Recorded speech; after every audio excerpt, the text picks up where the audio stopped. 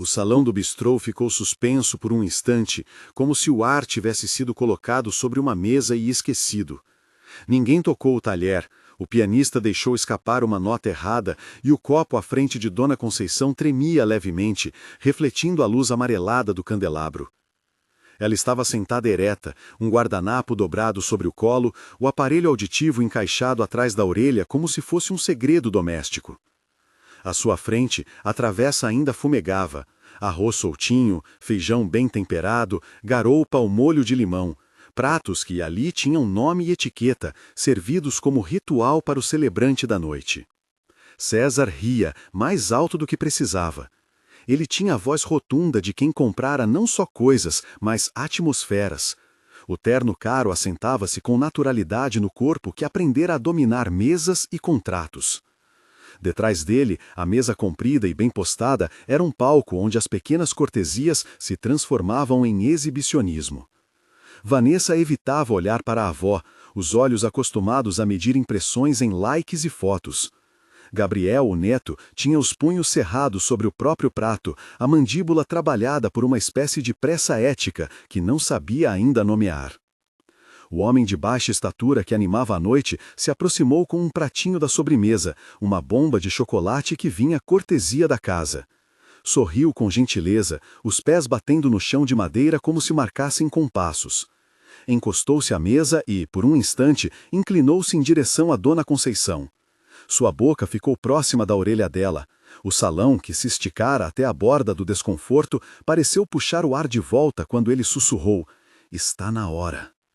A frase saiu pequena, quase um afago, mas atravessou o corpo da idosa com uma precisão que não era alheia à surpresa de todos. O corpo dela gelou. As mãos que haviam passado a vida amassando pão e enxugando copos ficaram imóveis. Um fio de saliva pousou no canto da boca e a senhora teve que apertar os lábios para não fazer um som.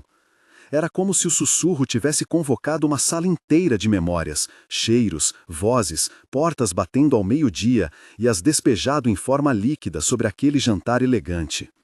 César, no entanto, viu apenas um deslocamento dramático conveniente. Riu ainda mais alto, como quem desarma uma cena com escárnio. "Mãe, por favor", disse, e o "por favor" cortou a mesa como navalha. "Isso é constrangedor." A tensão mudou de tom, passou de curiosidade para julgamento público. Alguns olhares se voltaram, outros fingiram neutralidade.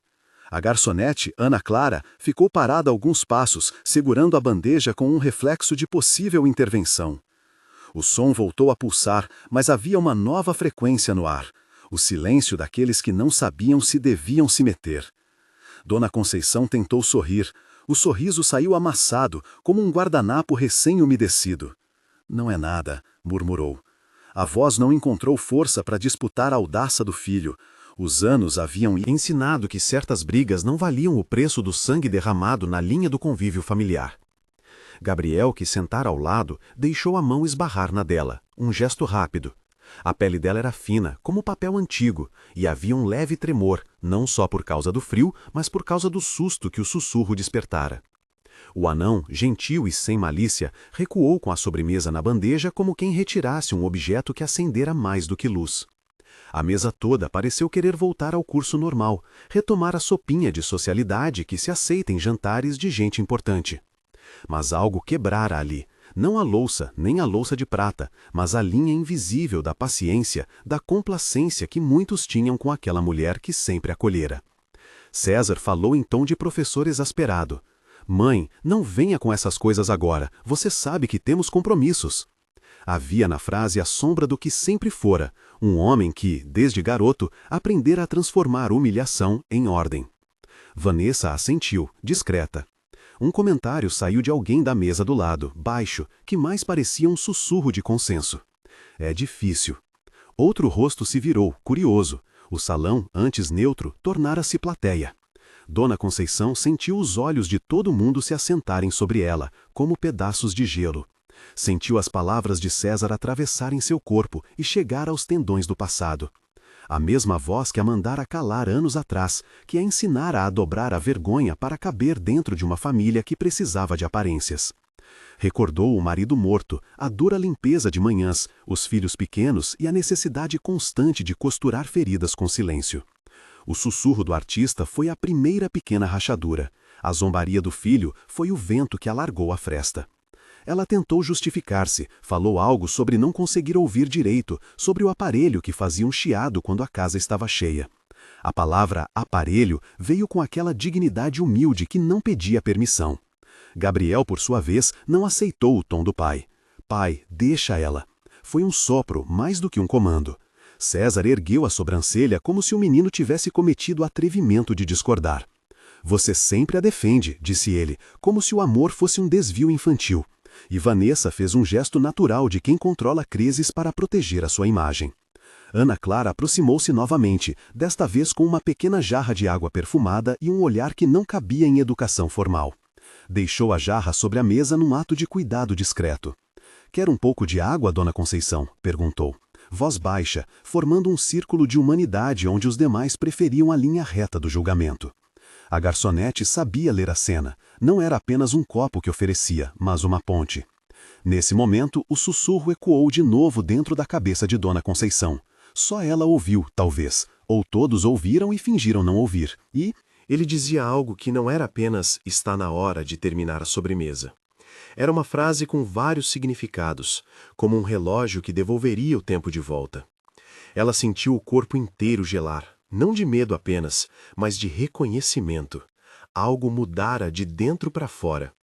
Não sabia ainda o quê.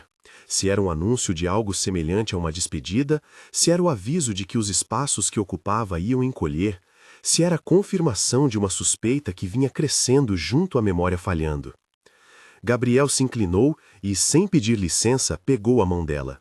A pele estava mais fria do que lembrava. Vó, murmurou, como se chamasse alguém para uma urgência que não precisava de plateia. Os dedos de dona Conceição, que por toda a vida empunharam colher e chaves, encaixaram-se nos dele com uma naturalidade que falava de raízes. A mesa inteira se acalmou, como quem, percebendo que ali havia mais do que espetáculo, devolve o espaço para o humano. Houve outra pequena risada estridente do outro lado da mesa, a tentativa de normalizar. Mas a noite já não poderia voltar a ser só brilho. Havia surgido uma dobra. Uma pergunta pairou no ar, não dita. O que se diria quando as paredes da memória começassem a cair? Pausa por um momento. Se esta cena já tocou você, se ficou com vontade de reagir, de abraçar, de ligar, de perdoar, fique até o fim deste vídeo. Curta, se inscreva no canal e conte nos comentários. Se você estivesse naquela mesa, o que faria? Sua experiência pode mover outra pessoa a fazer a ligação que tem adiado. Voltando à mesa, a conversa mudou de tom, mansa como um rio que encontra pedra. Gastronomia e mármore deram lugar a pequenas estratégias. Vanessa sussurrava instruções sobre horários e transporte, como quem lida com um objeto que pode quebrar. César, ainda cerzindo as arestas do próprio constrangimento, olhou para a mãe como se avaliasse um contrato. Gabriel, firme, excluía a complacência com gestos curtos. Tinha mais pressa de dignidade do que de aparência. Ao final da noite, a sobremesa ficou intocada. Ana Clara deixou a casa oferecer a bomba de chocolate sem custo, um mimo que era também um pedido de paciência. Do lado de fora, o vento nocturno cheirava a cidade que se despia de formalidades. Dona Conceição foi apoiada até o carro por 2 braços, o de Gabriel, jovem e tenso, e o de Vanessa, que, embora relutante, assumira a função prática de encaminhar a mãe para casa. César ficou um pouco atrás, o rosto fechado numa expressão que não permitia ainda a reconciliação. O sussurro do homem pequeno seguia preso à pele dela, agora mais como um sino que tocara para recordar do tempo. Em casa, a sala cheirava a sabonete e a uma panela velha que sempre guardava memórias de arroz. O aparelho auditivo foi colocado sobre a mesinha com cuidado. O guardanapo da noite ainda repousava no colo, com o cheiro de perfume alheio. Gabriel sentou-se ao lado da avó e, num movimento quase automático, voltou a mão dela ao próprio colo, passando o polegar pela pele. Ela, sentada na poltrona que conhecia cada curva do seu corpo, falou baixo, como se chamasse confissão. Eu Sempre preferi não contar, disse. A frase abriu uma janela para uma história que vinha sendo trancada há décadas, não por maldade, mas por uma escolha de proteção. Havia um nome com sentido de silêncio, primazia da paz sobre a honestidade. A voz trêmula dela lavrou a pergunta que ninguém havia feito explicitamente. Será que eu estou ficando esquecida?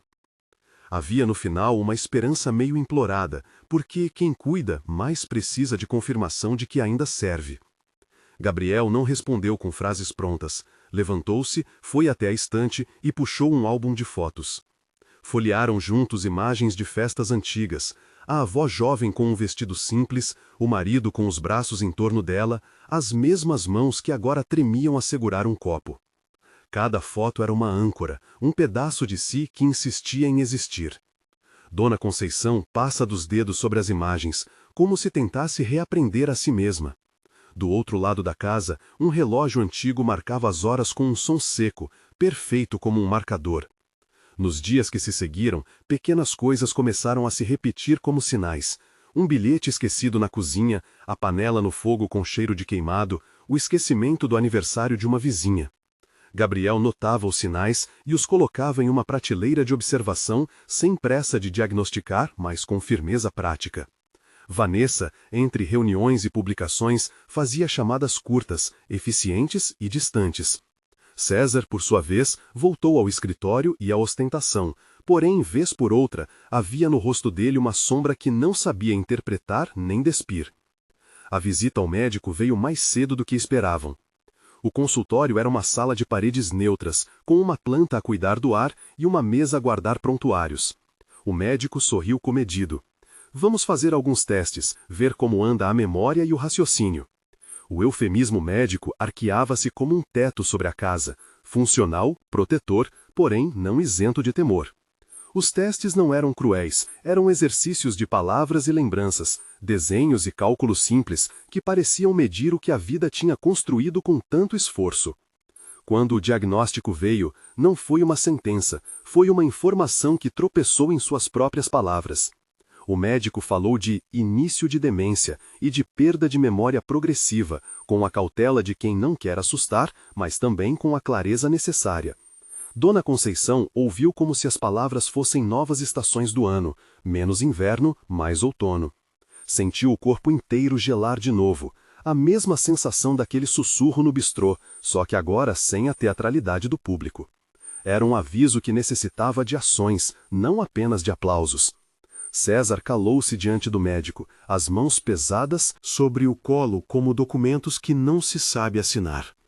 Vanessa pegou o celular, as mãos trêmulas, e procurou por horários. Gabriel segurou a mão da avó e disse, sem arrobos, a gente vai cuidar, avó, não vai ficar sozinha. Havia nessa promessa o começo do que, mais tarde, seria um contrato de presença. Dona Conceição, por sua vez, olhou para os olhos deles e disse algo que fez o silêncio do consultório parecer finalmente tenso pelo que realmente importava. Sempre guardei para vocês. Eu sozinha carreguei coisas que achava que iam fazer vocês crescer. Foi uma confissão curta, mas firme, um inventário de silêncio que abria feridas antigas. A facilidade com que as crianças do passado, César incluído, assumiam a superioridade, ainda que fosse uma proteção, também havia escondido em si coisas que mereciam ser desenterradas. Na noite que se seguiu, os quartos da casa respiraram em diferentes frequências. César ficou acordado, andando pela sala com passos irregulares. Os negócios lhe pesavam nas palmas das mãos, mas também havia uma culpa nova em forma de vazio onde deveria haver memória. Vanessa contou aos amigos que tudo estava sob controle. Ela dominava a logística, vendia segurança.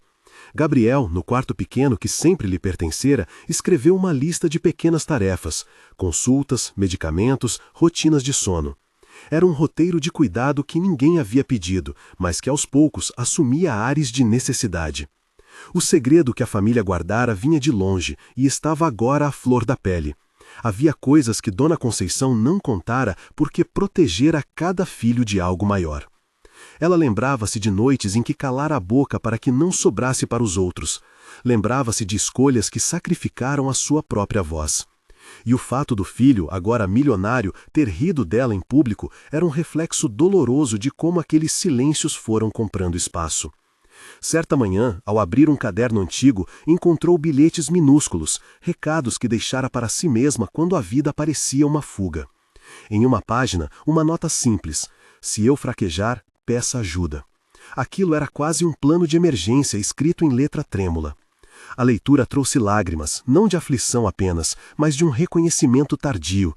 Ela também cuidara de si mesma, mesmo que em linhas solitárias. Houve uma conversa que mudou o rumo de muitas coisas. Reuniram-se na sala, com o álbum de fotos aberto sobre a mesa de centro, luz baixa. César começou a falar. Ele não tinha ainda as palavras suaves que o arrependimento exige.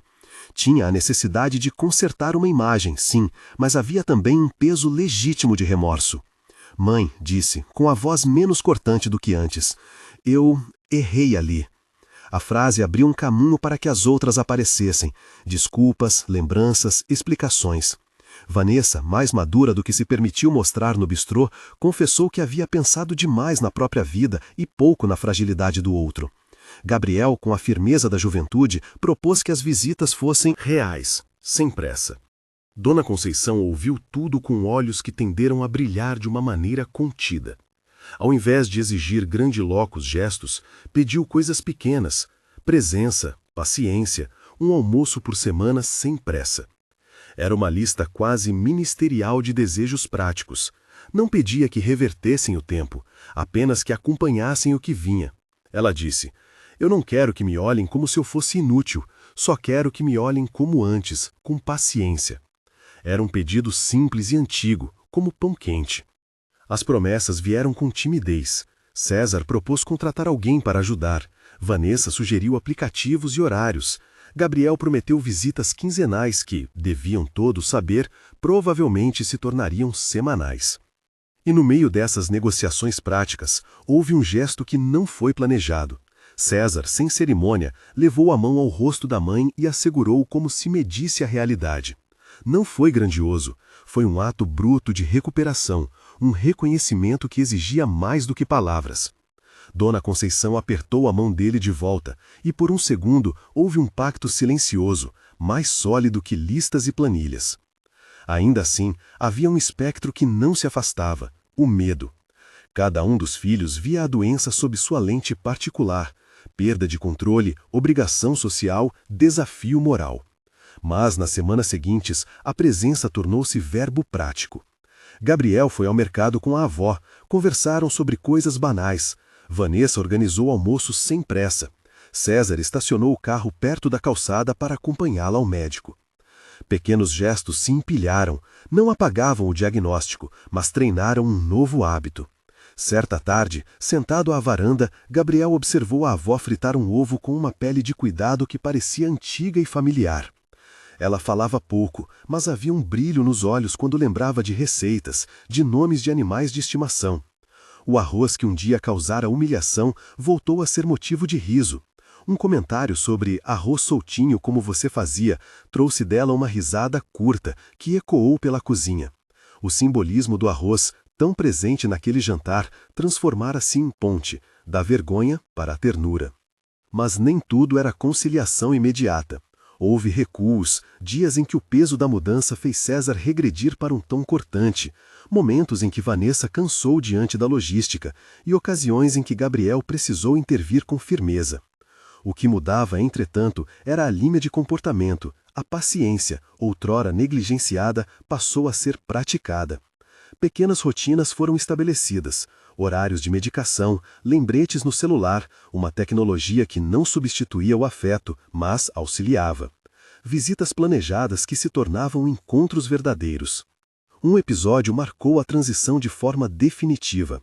Numa manhã chuvosa, quando a cidade parecia lavar-se depressa, a avó abriu um gaveteiro e encontrou um brinquedo antigo, um pequeno boneco com roupa desbotada. A lembrança veio com força. Era do filho mais velho, César, quando criança. Ela segurou o boneco como quem segura um baú de tesouros e começou a contar histórias que ninguém do presente conhecia. Falou de noites de febre, de promessas que fizera em silêncio para que as crianças tivessem infância.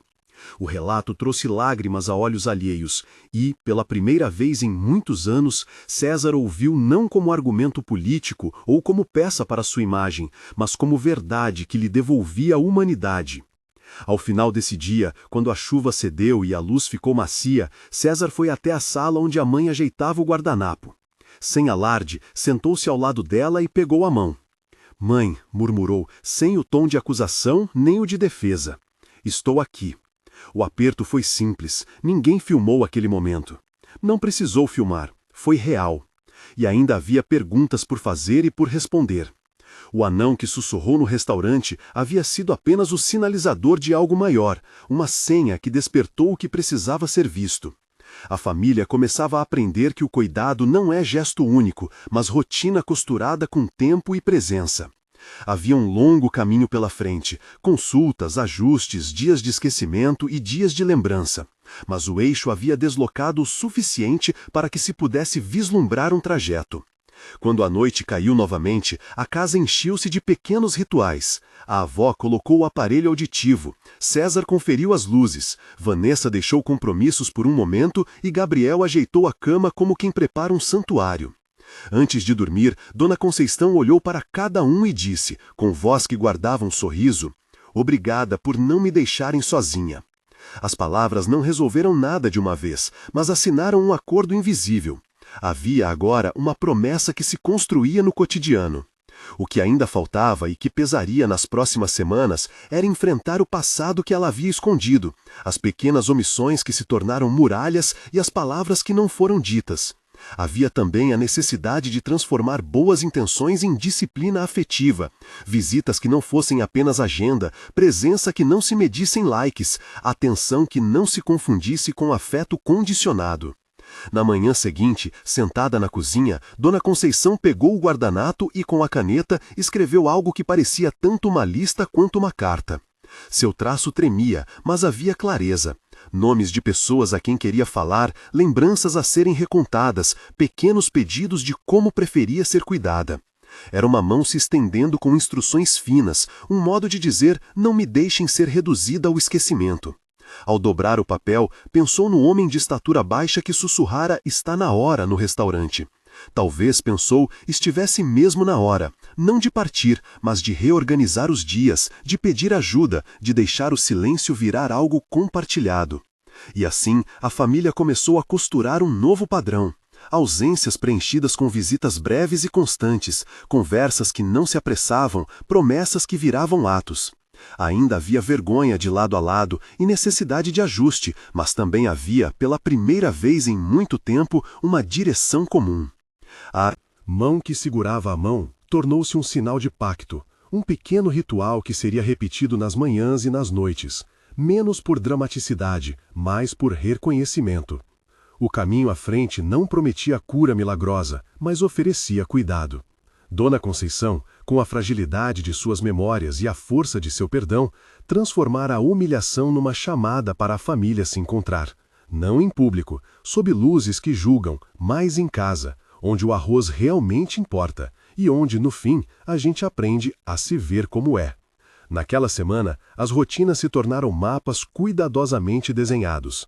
O guardanapo dobrado por Dona Conceição passou a morar na mesa da cozinha, ao lado de uma caneca em que ela escrevia, com letra miúda, os dias em que queria visitas, o que gostava de comer em cada um deles, quem poderia entrar no quarto sem avisar e quais lembranças preferia reviver.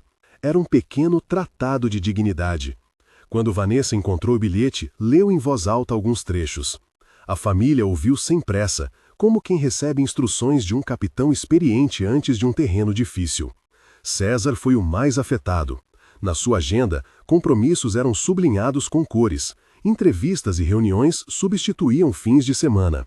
Agora, ao perceber que a mãe havia redigido um calendário para ser ouvida, ele começou a desmarcar. Não por qualquer gesto simbólico para as câmeras, não havia câmeras naquela casa para testemunhar, mas porque as manhãs com Dona Conceição passaram a ocupar um espaço impenetrável da sua semana. A equipe que o acompanhava reclamou em mensagens, mas ele deixou o telefone na gaveta e foi tomar café com a mãe. Vanessa, que carregara a rotina prática por anos, sentiu um alívio cauteloso. Não queria que o irmão assumisse tudo, queria parceria concreta. Na primeira reunião familiar formal, com café, prancheta e um relógio que marcava os compromissos de todos, propostas nasceram de coisas simples: horários de banho, revezamento nas idas ao médico, uma planilha de remédios, um pequeno dinheiro para emergências. Havia, no centro de tudo, a regra que Vicente, um primo que apareceu de surpresa e ofereceu ajuda, resumiu com voz calma: não medimos amor por entrega de contas, medimos por presença. Foi preciso, no entanto, atravessar a vergonha que ainda pairava. Em uma tarde cinzenta, Vanessa confrontou o irmão num tom que misturava dor e impaciência. Não é só vir aqui e dizer que vai mudar, disse ela. Você já usou tudo que a gente faz em palanque, eu não quero isso. César não negou. Não inventou justificativas grandiosas, ficou em silêncio, olhou para as mãos e disse: eu sei. E não adianta pedir perdão sem mostrar que aprendi. Pediu então que a família definisse limites claros sobre o que poderia ou não ser divulgado. A partir daquele dia, fotos privadas ficaram proibidas, encontros íntimos não seriam tema de campanha. Dona Conceição, por sua vez, trouxe do passado não um segredo monumental, mas uma série de convicções que explicavam omissões. Contou que sempre temera ser vista como incapaz, que havia escolhido omitir coisas pequenas, tropeços, esquecimento de nomes, sustos noturnos, para não ser tratada com pena. Eu quis ser forte para vocês, disse, com voz que balançava entre o orgulho e a confissão, e acabei me fechando. Aquilo soou como uma explicação e como uma chamada à responsabilidade dos filhos. Não se tratava apenas de cuidar, mas de permitir que ela fosse vulnerável sem ser veduzida. Houve noites em que o passado retornou em discussões que queimavam a pele. Recordações de juventude, cartas rasgadas que ninguém havia achado, um amor não assumido em tempos diferentes. Tudo isso veio à tona em frases curtas e em silêncios longos. Vanessa falou de ressentimentos acumulados, de momentos em que sentira que a mãe escolhia o marido ausente em vez dos filhos. César falou da pressão de ser visto como imagem e não como filho. Gabriel, o mais jovem, falou pouco, mas seu rosto revelava o peso de crescer em cenários onde o afeto era sempre mediado por uma razão, por um dever, por um resultado. Entre esses diálogos, a família construiu pequenos ritos. Aos domingos, antes do almoço, alguém fazia uma ronda pelos quartos para ver se havia fotografias que não deveriam ser postadas. Às quartas, uma amiga da vizinhança se encarregava de trazer pão fresco. Numa prateleira da sala, apareceu um caderno de capa dura, que logo ganhou o título de Caderno da Casa. Ali, cada um escrevia, se quisesse, pequenas ordens ou desejos. Gosto de ser acordada devagar. Não gosto de barulho à noite. Meu remédio é às 18 horas. E também memórias que Dona Conceição insistia em deixar registradas. A ideia de que as palavras da avó pudessem ser preservadas trouxe um alívio imenso. Não se tratava apenas de evitar o esquecimento, mas de devolver a ela o direito de narrar sua própria história. As semanas seguintes exigiram disciplina. Um dia, ao chegar de um compromisso, César encontrou a mãe mais calada que o normal. A conversa que se seguiu foi curta, mas decisiva. Sinto medo de me perder, confessou ela. César segurou a mão da mãe, lembrando a noite da chuva e do boneco amarelado, e prometeu, sem alarde, que buscaria ajuda profissional. Não como um carimbo de fragilidade, mas como ferramenta. Médico, terapeuta ocupacional, ajustes na casa para prevenir quedas. Era a pedra basal da mudança prática. Vanessa ficou responsável por contactar serviços e Gabriel passou a acompanhar as consultas sempre que possível, aprendendo a perguntar de forma prática ao médico o que deveria fazer em casa. Houve resistência inicial de Dona Conceição em aceitar algumas intervenções. Já vivi tanto, dizia, não quero que um médico me diga como lembrar. Mas quando percebeu que os pedidos vinham embalados em conversas respeitosas, ela cedeu.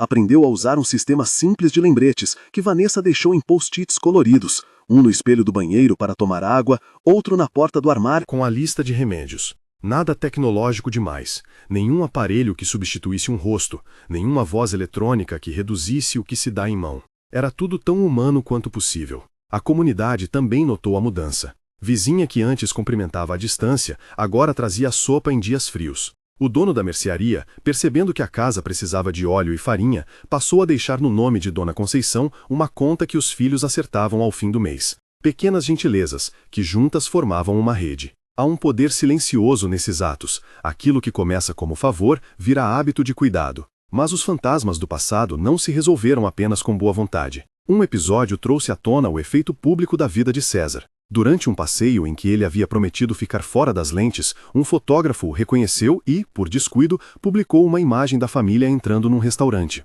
A imagem, por sorte, não mostrava a avó de rosto, apenas as mãos de César segurando a dela.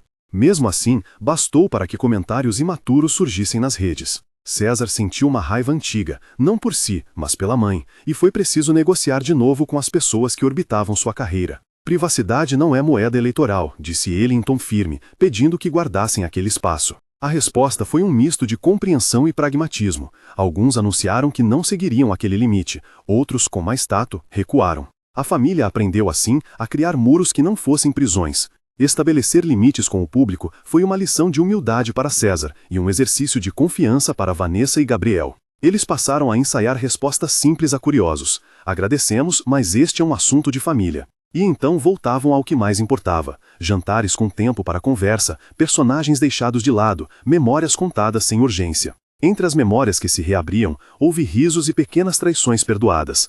Dona Conceição contava como escondia doces no armário para os netos, e todos riam da astúcia da avó, que, outrora, fora reservada. Havia também cartas que não tinham dono, bilhetes que ela escreveu para si e que agora queria que os filhos lessem. Neles, havia não segredos comprometedores, mas confissões de quem vivera numa época em que pedir ajuda era sinal de fraqueza. Ler aquelas cartas foi, para alguns, um momento de reconciliação, entender que as omissões tinham sido barreiras espontâneas, nascidas do medo e da tentativa de proteger. O que não se dissolvia por completo era a culpa. César carregava a culpa pública de ter priorizado uma carreira e, em paralelo, as culpas privadas, faltas de presença que se transformaram em ausência.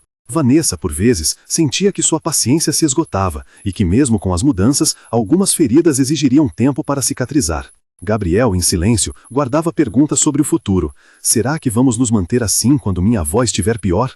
A resposta não existia pronta, construía-se com cada visita, cada recado, cada gesto. Entre as memórias que se reabriam, houve risos e pequenas traições perdoadas. Dona Conceição contava como escondia doces no armário para os netos, e todos riam da astúcia da avó, que, outrora, fora reservada. Havia também cartas que não tinham dono, bilhetes que ela escreveu para si e que agora queria que os filhos lessem. Neles, havia não segredos comprometedores, mas confissões de quem vivera numa época em que pedir ajuda era sinal de fraqueza. Ler aquelas cartas foi, para alguns, um momento de reconciliação, entender que as omissões tinham sido barreiras espontâneas, nascidas do medo e da tentativa de proteger. O que não se dissolvia por completo era a culpa. César carregava a culpa pública de ter priorizado uma carreira e, em paralelo, as culpas privadas, faltas de presença que se transformaram em ausência. Vanessa, por vezes, sentia que sua paciência se esgotava e que, mesmo com as mudanças, algumas feridas exigiriam tempo para cicatrizar. Gabriel, em silêncio, guardava perguntas sobre o futuro.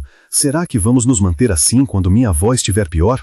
A resposta não existia pronta, construía-se com cada visita, cada recado, cada gesto.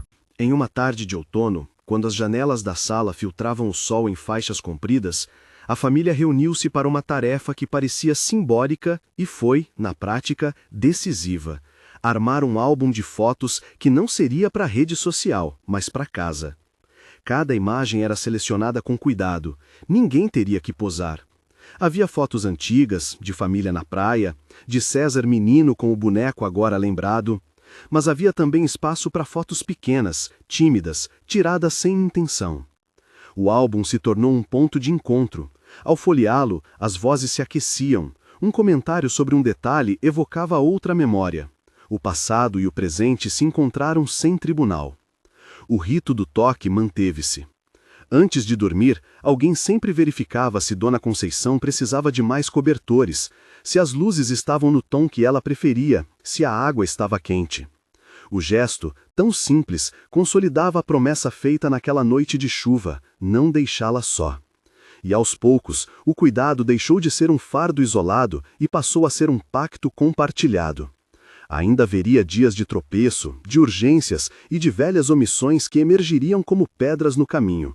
Mas a direção estava traçada, não rumo à perfeição, mas a uma presença coerente. Quando a família se acomodou numa noite para ver um filme antigo, clássico que lembrava a infância, a sala ficou escura, exceto pela luz que saía da tela. Dona Conceição dormiu no sofá, o braço sobre uma manta. César observou, por alguns minutos, a face da mãe e sentiu, com clareza, que aquelas horas silenciosas eram, de fato, o começo de um concerto que precisava de tempo. Levantou-se devagar, ajeitou a manta sobre os ombros dela e voltou a sentar. Gabriel, ao seu lado, encostou a cabeça no ombro do pai sem cerimônia. Vanessa sorriu, com uma mistura de alívio e cansaço. A casa respirou. Lá fora, a cidade seguia seu ritmo impessoal. Lá dentro, o tempo era outro, mais lento, mais atento. Não havia promessas grandiosas, apenas acordos pequenos, repetidos dia após dia. Era o trabalho do cuidado, cotidiano, insistente, feito de gestos minúsculos que, somados, recompunham o tecido familiar. E no meio desse processo, ficou claro que a verdadeira mudança não viria de um único episódio iluminador, mas de uma série de escolhas contínuas. Deixar o orgulho de lado, aceitar ajuda, permitir-se ser cuidado e lembrar, todos os dias, que gente se ocupa de gente. E enquanto as luzes da sala iam se apagando uma a uma, a família soube que ainda haveria estradas difíceis pela frente. Consultas que exigiriam coragem, memórias que pediriam reparação, noites de medo e manhãs de esperança.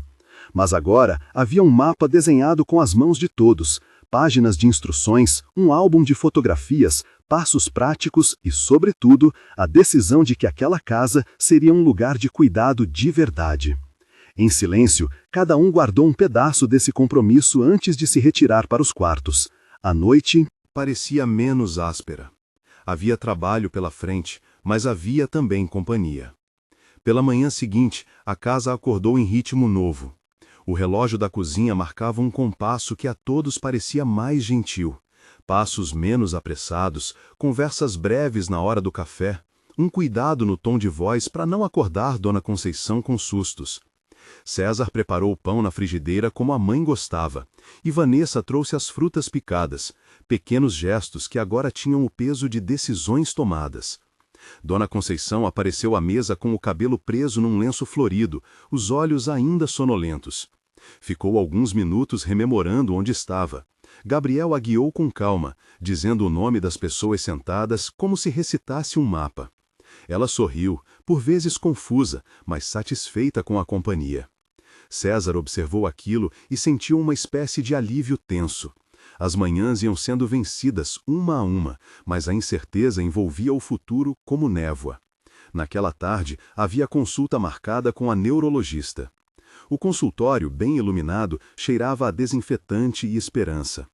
A médica, na casa dos 50, ouviu com atenção enquanto César e Vanessa relatavam episódios recentes, esquecimento de nomes, perda de orientação em rotinas conhecidas, pequenos lapsos que antes pareciam episódios isolados e que agora formavam um desenho.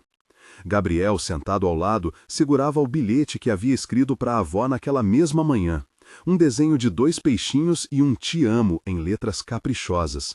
A médica sorriu para ele, acolheu e fez perguntas diretas.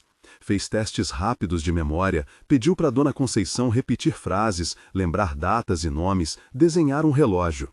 Havia erros, sim, e outros itens preservados com nitidez surpreendente, lembranças de infância, canções, rostos de familiares distantes. O quadro é compatível com um comprometimento cognitivo progressivo, disse a médica, com voz medida.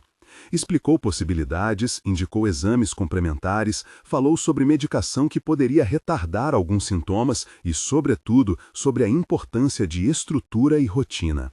Não existia promessa de cura, mas havia caminhos para tornar os dias mais seguros e dignos. Ao sair do consultório, a família caminhou em silêncio pelo corredor. As palavras que todos conheciam, procurei entender, estavam ali, mas agora com outra consistência. Enfrentar a doença seria um trabalho prático e contínuo. Clara, a médica, recomendou também avaliação com equipe de fisioterapia e uma conversa com o plano de saúde sobre cobertura de assistência domiciliar eventual. Vanessa anotou tudo num caderno pequeno que carregava sempre. César telefonou para a irmã e explicou, com voz firme, o que havia sido dito. De volta à casa, reuniram-se na sala. O álbum de fotografias ficara aberto sobre a mesa de centro, páginas marcadas por dedos que já não eram tão ágeis. Foi ali que decidiram. Seria prudente organizar uma escala de cuidados. Não um contrato frio, mas um roteiro humano. Quem faria médico, quem faria compras, quem levaria a avó aos exames, quem dormiria um pouco mais naquela casa quando as noites prometessem ser longas. Vanessa propôs contratar ajuda por algumas horas diárias. César sugeriu alternância de responsabilidades entre os fins de semana. Gabriel, com a sinceridade daqueles que não disfarçam as feridas, falou: "Não quero perder ela, pai." A voz não tinha pedido, tinha uma verdade exposta. César segurou a mão do filho, calou-se por um instante e respondeu: "Também não, filho. A gente vai fazer o que precisar." Vieram os trâmites práticos, telefonemas, orçamentos, conversas com a administradora do condomínio sobre a adaptabilidade do banheiro, pesquisa sobre equipamentos que pudessem evitar quedas. Havia burocracia, a parte áspera do cuidado, mas também escolhas emotivas: que músicas tocar, que fotos deixar na parede, como arrumar a cama para que a avó se sentisse em casa. E em meio a isso, um momento singelo. Vanessa abriu a gaveta onde haviam guardado as cartas de Dona Conceição e leu em voz alta um trecho de uma que a mãe escrevera anos antes, quando Gabriel ainda era pequeno. Era uma declaração simples: medo de falhar como mãe, desejo de deixar legados que fossem mais de presença do que de posses. A leitura trouxe lágrimas e risos tímidos. A culpa que, por tanto tempo, pesara nos ombros de César e Vanessa, começou a perder seu contorno rígido. Não desapareceu, mas encaixou-se de modo mais humano na história. Os dias que se seguiram trouxeram pequenas crises que testaram a nova organização. Numa manhã, Dona Conceição levantou-se confusa e tentou sair de casa, vestindo roupas de inverno em pleno setembro. Gabriel a encontrou no hall, com as chaves na mão, e a segurou delicadamente. "Aonde você vai, avó?" perguntou. E ela respondeu com uma frase aparente de outro dia: "Preciso ver a porta da praia." Gabriel riu baixinho e disse que a praia estava mais tarde. Levou-a para a cozinha, trouxe um copo de suco e, com paciência, reconduziu-a ao sofá. O incidente foi suficiente para acordar temores antigos e, ao mesmo tempo, demonstrou que a rede de cuidado funcionava. Alguém estava ali para perceber, acolher e agir. Numa outra noite, Vanessa teve que adiar um compromisso de trabalho. No caminho de volta, ao abrir a porta, sentiu o impacto das luzes azuis do corredor refletindo no rosto cansado de César. Ele estava sentado à mesa, com uma folha e uma caneta. Na folha, esboçava um quadro com horários e nomes, tentativas de dividir turnos e responsabilidades. "Achei uma cuidadora numa indicação da vizinha do prédio", disse ele ao vê-la. "Ela veio ver a casa hoje, gosta de costurar", lembrava sua avó. Vanessa respirou fundo. "Certo, vamos tentar por 2 semanas, ver como é." O acordo não era a vitória final, era experimento de convivência. Um fim de tarde trouxe um episódio que se tornaria lembrança para todos. Gabriel encontrou um rádio antigo no sótão, daqueles com botão giratório, que pertencia a um tempo em que Dona Conceição costumava ouvir as novelas. Ele desceu com o aparelho limpo de poeira e ligou. Aquele som, um compasso familiar, vozes em tom sussurrado, atravessou a casa. Dona Conceição, que jantava na sala, ergueu a cabeça, fixou o olhar na frente e por alguns minutos foi como se o tempo recuasse. Começou a cantarolar uma música que ninguém, na família, esperava ouvir tão nítida. Lembranças surgiam, não sequenciais, mas vívidas. O nome de uma tia, o sabor de um doce de infância, a voz de alguém que já havia partido. Foi um lampejo de quem ela fora, e trouxe lágrimas que tinham a doçura da lembrança e a tristeza do que se sabe irreversível. Entre consultas e ajustes, a família encontrou momentos de leveza. Passaram um domingo no parque, não para um passeio longínquo, mas para ficar perto do lago, sob árvores que convidavam à lentidão. Levaram o álbum de fotos. Sentaram-se num banco e, um a um, mostraram as imagens à Dona Conceição, nomeando pessoas e lugares. Quando chegaram a uma foto antiga dela com um vestido de casamento, ela riu, ajeitou o lenço e contou uma história desconexa sobre flores. As histórias não eram precisas, mas continham calor. Gabriel segurou a mão da avó, sentiu a pele fina e percebeu, pela primeira vez, a soma de tudo. As histórias, o cheiro de tal coisa, os afetos que se mantinham mesmo quando a memória treme. Ali, entre risos e silêncios, algo reparou-se, não em ordem total, mas em partes essenciais. Vieram também as conversas difíceis. Numa noite clara, sentaram-se ao redor da mesa e falaram sobre o que aconteceria se a progressão da doença encurtasse as capacidades físicas dela. Discutiram possibilidades, adaptação da casa, transferir para um local com cuidados 24 horas ou manter a avó em casa com apoio profissional mais intenso. Vanessa falou sobre o medo de que um lar se tornasse uma prisão se o necessário crescimento de cuidado reduzisse a liberdade. César disse que, se fosse preciso, pediria uma licença no trabalho. A conversa, longe de ser resolutiva, foi um pacto de transparência. Não decidiram tudo, mas decidiram que decidiriam juntos, com a participação de quem mais importava. A leve tensão de conciliar trabalho e cuidado levou Vanessa a negociar com seu chefe uma flexibilização de horários. Ele, surpreendentemente, mostrou compreensão. Faça o que for, Vanessa, família é prioridade, disse, e a fala, simples, soou para ela como um espaço novo de possibilidade. Não era solução mágica, ainda haveria prazos e reuniões, mas era um sinal de que os limites podiam ser redesenhados. Meses se passaram, e a rotina consolidou-se em um mosaico de hábitos. A cuidadora vinha pela manhã, Gabriel fazia tarefas escolares com a avó em momentos de lucidez, Vanessa assumia as consultas administrativas e César tomava conta da logística das finanças e das idas ao médico.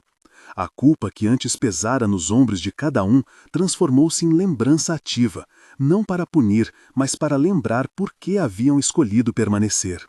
Em uma noite de chuva fina, em que as gotas desenhavam ritmos distintos na vidraça, Dona Conceição acordou assustada. Procurou algo que só ela sabia, uma caixa de botões coloridos que guardava desde moça. Gabriel a encontrou no quarto, com os olhos marejados. Calma, vó, está aqui. Ele entregou a caixa. Ela afundou os dedos entre botões e por um momento seus olhos brilharam como se visse um pedaço de sua história. Contou, em meio a frases truncadas, sobre um vestido que havia costurado para alguém que amava. A narrativa não tinha sequência, mas havia afeto. A menina que fez algo com as próprias mãos. Gabriel ouviu como se fosse um tesouro. Depois, quando a tempestade acalmou, ela dormiu com a caixa apertada contra o peito. A família aprendeu a celebrar os lampejos. Não todos os dias eram brilhantes, e alguns traziam o desconforto de regredir em pequenas coisas. Nomes trocados, datas que se esvaíam, mas havia ganhos que nenhum teste médico poderia medir. A reconciliação entre irmãos, o riso de Vanessa ao descobrir uma receita antiga da avó, a escolha de César de reduzir horas no trabalho para estar mais presente nos fins de tarde. O cuidado passou a ser um mapa diário de gestos concretos. Colocar o copo na mão certa, lembrar de fechar as portas, conversar sobre memórias que alimentavam os pedaços guardados. Certa tarde, decidiram organizar uma pequena cerimônia íntima. Cada um leria em voz alta uma carta encontrada entre os papéis de Dona Conceição. Era uma maneira de devolver palavras a quem as escrevera e de transformar em atitude o que a doença ameaçava apagar. Gabriel, com as mãos trêmulas, leu uma carta onde a avó confessava o prazer de ouvir a chuva. Vanessa leu uma onde ela pedia que os filhos se perdoassem pelas imperfeições. César, com a voz firme, leu uma em que a mãe falava sobre o orgulho de ver os netos crescerem. Ao final, colocaram as cartas em uma caixa de madeira, passaram o lenço floral pelo topo e fecharam com um gesto de respeito. Não foi liturgia formal, apenas um momento humano de translação. Transformar palavras perdidas em pertencimento. Quando o dia acabou, a casa voltou ao seu compasso gentil.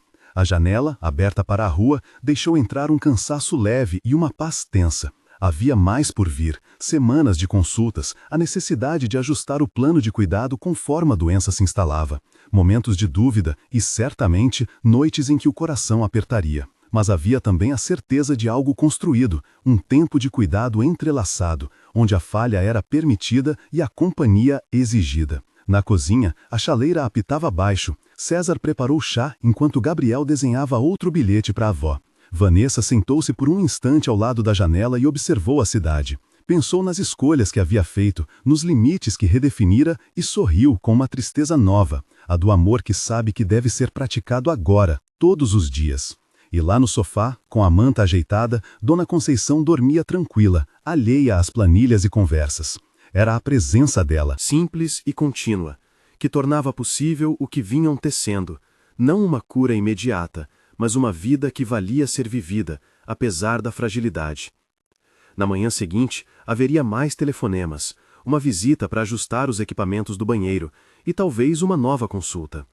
Mas naquele momento, a família ficou ali, respirando o mesmo ar, e cada um guardou em si a promessa de que o cuidado continuaria, em gestos, em trocas, em corações que aprenderam a dividir a dor e a esperança. E enquanto o sol entrava em faixas através das cortinas, César levantou-se, foi até o álbum e abriu uma página onde, anos atrás, a avó sorria para uma câmera antiga. Convidou os outros a se aproximarem e os 4 ficaram juntos, como uma pequena tribo, frente a uma imagem que os lembrava o porquê de terem decidido, dia após dia, permanecer.